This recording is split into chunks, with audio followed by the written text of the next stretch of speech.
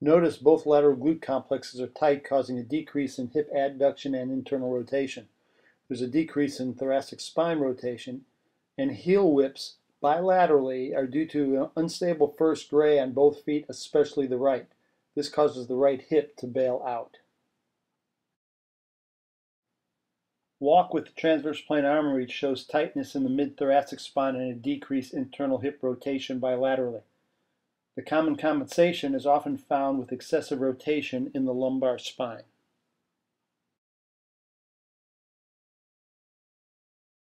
The frontal plane overhead reach demonstrates tight lateral gluteals and decreased hip adduction bilaterally, and a decrease in lateral flexion in the thoracic spine.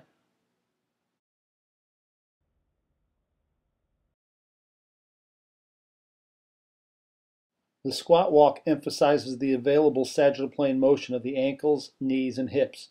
Notice how the subject cannot stabilize the right first ray, and when the heel comes off the ground, she has increased dorsiflexion of the second through fifth toes. This causes her knee to excessively abduct in an attempt to stabilize the first ray.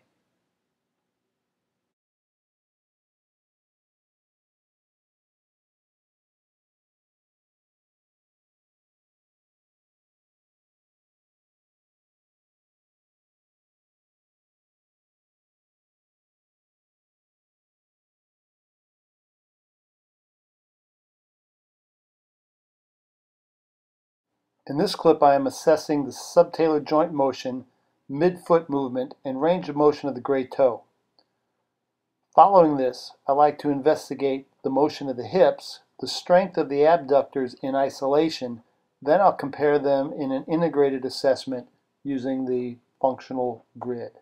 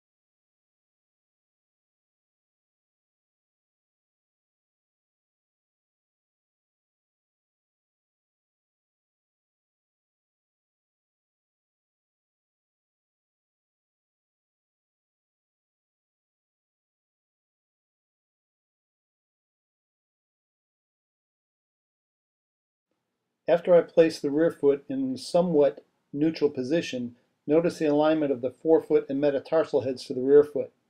The forefoot varus is the primary suspect in the instability of the first ray.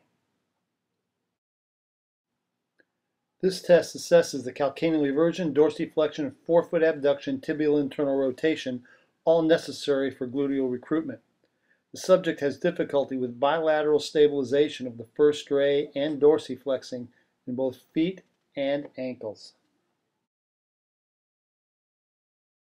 In this assessment, notice how the subject increases hip flexion when balancing on her right foot.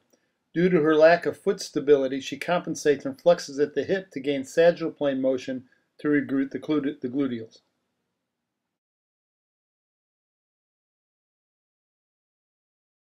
The single leg balance with transverse plane reach is the assessment tool that reveals the most information for me. Notice the difference in range of motion in internal hip rotation of the left versus the right. There is a decrease in right internal hip rotation, and then the subject flexes slightly in right internal hip rotation to maintain her stability.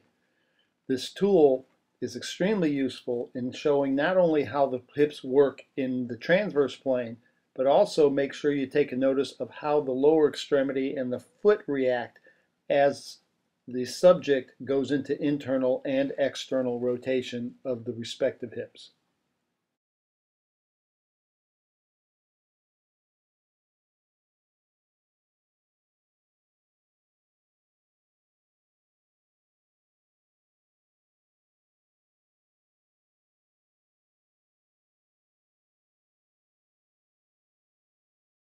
The frontal plane lunge is reveal tightness of the opposite adductor to the opposite lateral glute complex. I look not only for range of motion, but more importantly to see if the knee of the trail leg flexes and the femur of the trail leg internally rotates due to adductor tightness. The anterior-posterior pelvic tilt technique assesses the ability of the hip to move through the anterior-posterior tilt in the sagittal plane. Often one hip has reduced range of motion, and the common compensation when the arms reach back is extension through the lumbar spine rather than the hip.